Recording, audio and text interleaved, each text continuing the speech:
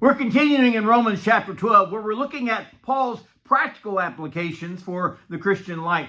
Good morning. This is Pastor Ernie Lewis of the Blue Point Church in Sicily, Illinois, with your thoughts from God's Word for Thursday. In these directions that Paul is giving us for Christian living, he says down in verse 16, repay no one evil for evil. Have regard for good things in the sight of all men. If it is possible, as much as depends on you, live peaceably with all men.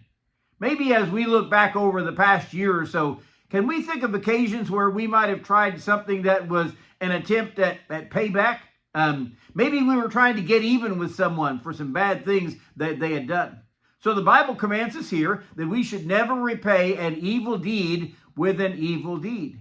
You may think, wait a minute, that's only fair, That's the world's way of thinking anyway. That is how people in this world, or even animals, react with no regard for a higher power above them to answer to, or no one else to regulate their thoughts and their actions. Now we, as followers of Jesus Christ, who have committed our life and our way to God, are not of this world. We should not be acting or reacting like those around us. Instead, he says, to have regard for good things in the sight of all men. In verse 14, he reminded us to bless those who persecute you and curse them not. So all our practices, our actions, our reactions perhaps toward others should be that which is regarded as good. The thoughts that we harbor toward others need to be controlled by the good. All the actions that we show toward another person should be controlled by good in our thinking. Then he calls for us to live peaceably with all men. Now, there are two qualifying statements that are made here for us to live that way. First of all, if it is possible. Some people will make it almost impossible to live peaceably with it. They cannot be promoted or made worse by our thoughts and our actions.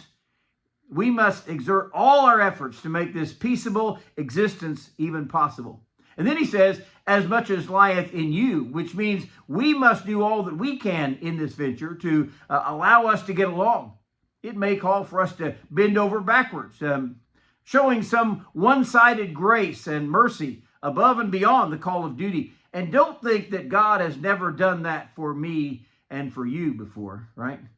We must do all that we can without offending God or wounding our conscience to make peace with all men. Jesus said, blessed are the peacemakers, for they shall be called the children of God.